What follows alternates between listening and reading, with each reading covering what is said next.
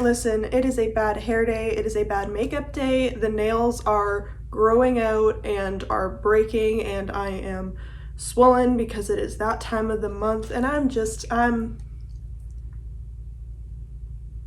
not doing well. It's a very symptomatic day, but here we are, we're filming, we're getting it done.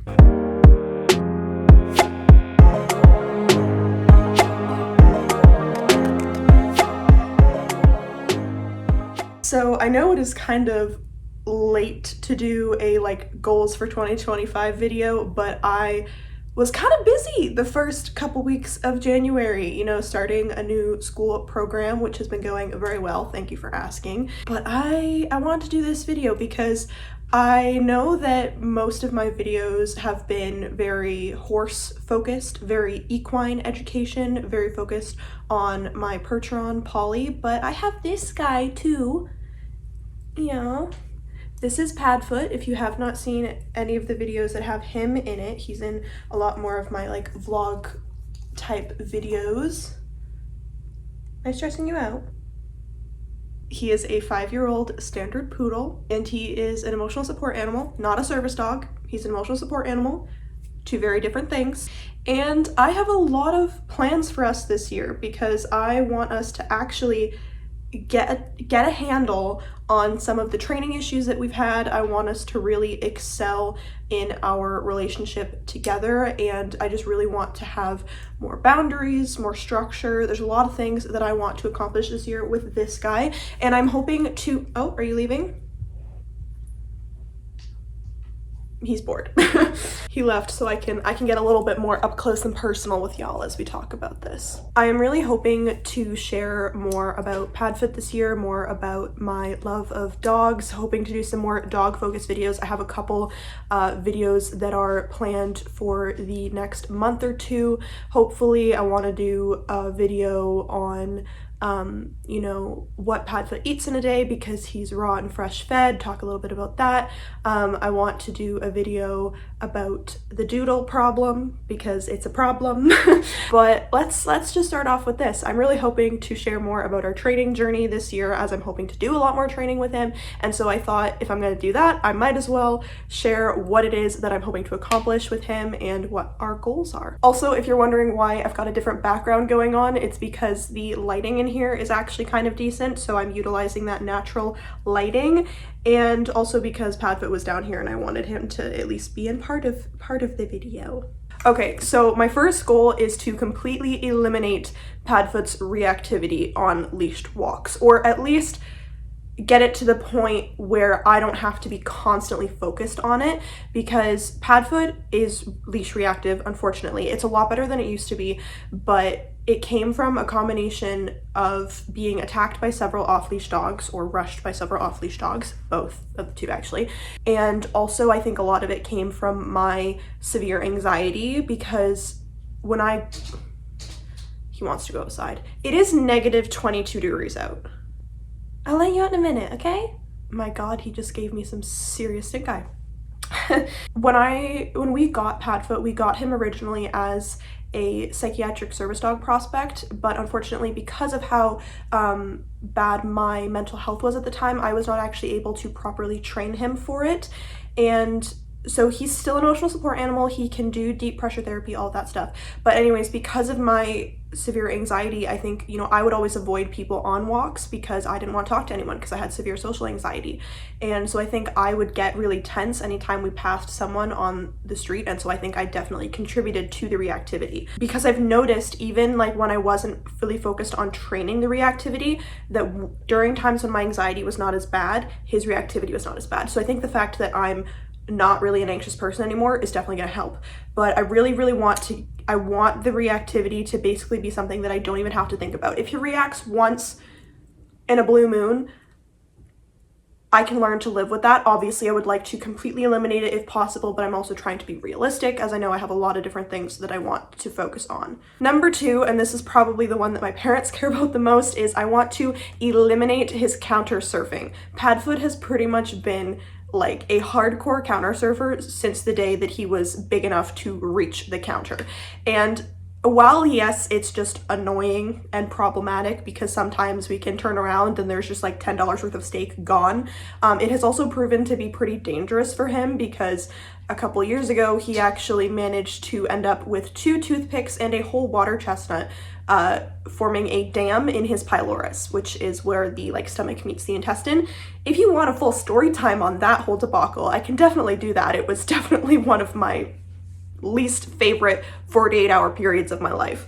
But yeah, we really need to get a handle on the counter surfing, and so I actually, for a lot of these things, actually I've talked to my friend, whose name is also Kat, just to keep it simple, who is basically my like go-to for horse and dog related questions actually, but specifically with dog training, because she has 2 dogs. She has a GSP and a Dalmatian, and they are both like trained to the nines, like absolutely phenomenal. I aspire to have a dog as well trained as she does, and to have the like relationship and understanding with my dog that she has with hers. And so I was like, okay, here's the thing, I need to get a handle on the counter surfing. What do I need to do? And we spent basically like an hour on a trail walk last week talking about it. And so we've got a lot of things that we need to do for that, and I think I want to make a video specifically just talking about how I'm going to be training that. So our kitchen, which is just through there actually, has 2 like entrances, and there's a door on the one side and the other side is just an open doorway. And so we've had the door closed and we've had a baby gate up, and it took him all of a week to figure out how to open the gate one way, and then it took him like another few days to figure out how to open it the other way. So now we have to have chairs in place to keep it there, because we just can't risk that we'll leave the kitchen or we turn our backs and he walks in and steals something, because every time that he's successful in the counter surfing, he reinforces the behavior, which is why it's such a hard thing to train out of dogs, because they reinforce it themselves, they reward themselves, right? So there's a lot of things that we have to do for that. And one of those is having really, really firm boundaries and rules in the house, and that's where a lot of the next few goals come in. But I really want to get a handle on the counter surfing because I don't want to have to worry. I want to be able to like know that, you know, I've maybe left like some bread out on the counter and be able to walk away and not have to worry about if he's going to jump up and take it, or if he's going to like jump up and knock a knife down or something like that. Because that's the other thing, like what if he knocks something down that hurts him? I don't want that either. I don't want something to fall on his head. I don't want something to fall on his foot. Like it's also just, I shouldn't have to worry about that all the time. So the next goal is I really want to solidify place for him. So he does know the command place. I can point somewhere and say place, but it's not like super exact necessarily unless there's like a separate mat or something. But I want him to know that like place is like, okay, I go to the place where like where it's pointed, I go to that spot and I can stay there and I can relax and I can hang out there for a long period of time. Like that's what I want it to be. I want it to become place until you're released, like the implied stay. And I want him to just have a better understanding of like, okay, I can go to place and then relax, as opposed to place and then assume I'm gonna get something. And so for Christmas, this is something that I asked for, and because my friend Kat has one and I thought it was really cool. So this is like a fold up dog bed basically that you can take like camping or anything like that. So it folds up like that, like a chair, and then it basically just like opens up and it's nice and big and flat. And so he's been on it once or twice. Like I just like literally on Christmas Day, I just like lured him on with treats so he could get a sense of it. He's definitely not super comfortable with it yet. I probably should have gotten something that's just like one of those platforms that's just like a little bit off the ground, that's like super flat and easy for him to start learning place.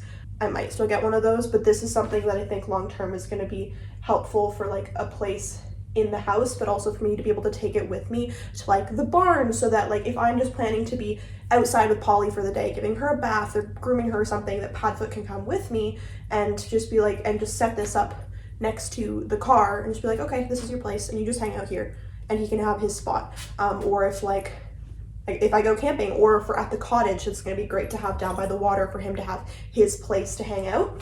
So that's something that I got to kind of help out with that initial training. Although I think I do need to find something that's a little bit easier, more comfortable for him as we're starting it, something that's a little bit more like a platform. I might see if my friend has one that I can borrow, but because I also want to be able to, like if someone comes to the door, I want to be able to like be like, okay, go to your place, and like not have to worry about him like running out or something. So goal number 4 kind of ties in with that one, which is to solidify and lengthen stay. So he does know stay, but it is not where I want it to be or where it should be. I want to be able to be like, okay, you go there, you stay, and I want to be able to walk out of,